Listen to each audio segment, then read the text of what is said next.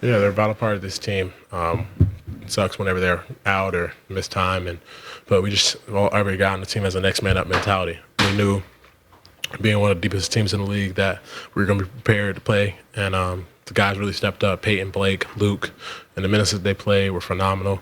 Malcolm did a great job. Even just the guys that consistent out make big time plays towards down in the stretch there.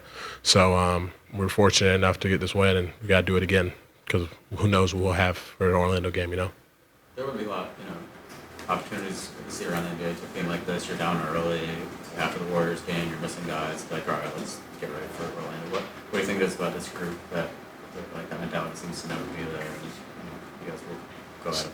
We don't want mentality of losing. For us, every night we compete to the highest level. We have to get beat being who we are. That's kind of the mark of this team now. And just understanding that we can't ever settle for less and just take a night off because that's just not who we are. That's not how we're built.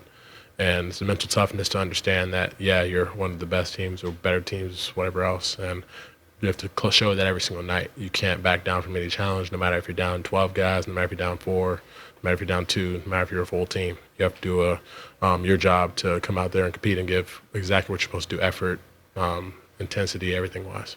It's one of your biggest games of the year. I told Joe after the game you had a career high and he asked career high in shots. So that's what I figured. For one, how much are they giving you when you're taking all those shots? And like you made a few blunders, but you also made a lot of huge plays. And how did the Raptors with a hard closeout work for you when you attack closeouts? Yeah, so I don't think it's my career high in shots. I hope not. But it was one of those games that I was just taking whatever they were giving me, whether they were overhelping, maybe knocking down a shot, whether they were running me off the line, just making the right read on the drive. Could have made some better passes, just like in terms of lobs, in terms of kickouts, but so can't have those sloppy turnovers. But luckily they weren't live. I think one of them was live ball turnover, which allowed us to get our set defense back. But in terms of the opportunity, you just got to step up when it's presently available. It's one of those things that there may be a game I get one shot, there may be a game I get 10, there may be a game I don't touch the ball. So as a role player in this league, you have to be prepared for any of those opportunities, and you have to step up when that opportunity arises. And I feel like I try my best to do that. And tonight, shots went down, and just continue to be aggressive. When Rob came back, your minutes fell off in the 30s and the low 20s, and you had I guess it was 3 weeks ago, you had that game where you just tried to dunk it twice. Ever since then, you've been a lot more aggressive. Yeah. Is there a point when your minutes are going down and your opportunities weren't coming that you're I need to change the way I'm playing? Yeah, for me, it was more so I just have to do things to impact the team in those less amount of time. So whether that's being more physical, setting screens, whether that's crashing the offensive glass and being more of a presence there. When you play extended minutes and extended stretches, you have more opportunities to do a lot of things. But when your minutes go down, you have to do a great job of making the impact and not trying to force anything. So for me, in terms of shooting and the offensive end, I just allow it to come to me. But with everything else, defensively, continue to be aggressive, defending, and then offensively putting pressure on the other team, whether that's with my physicality or whether that's just by my spacing and movement.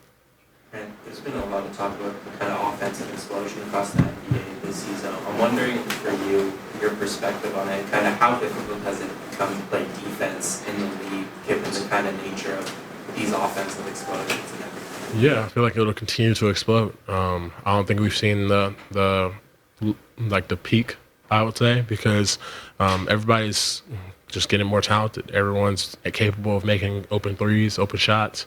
You have teams that are playing 5-out spacing. That's very difficult to guard. I think when you look in the past, you have 2 guys in the paint. You have cluttered, so you have a lot of elite shot makers, but necessarily the same quote shooting and opportunity. The same with more threes being shot.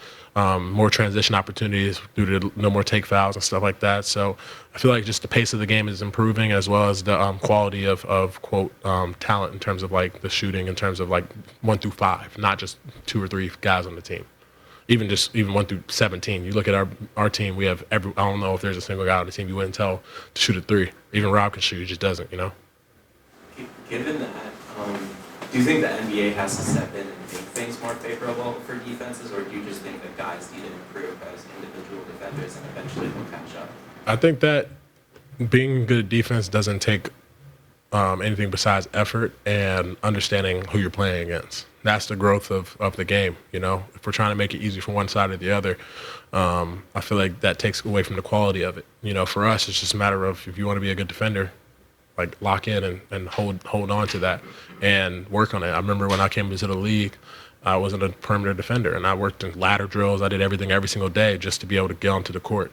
So in my eyes, I think it's just more so we just have to continue to improve on the offensive end, and then defensively, we just got to take some heart and guard your yard and guard with some confidence, because I know it pisses me off when I get scored on, and I hope it does to everybody else.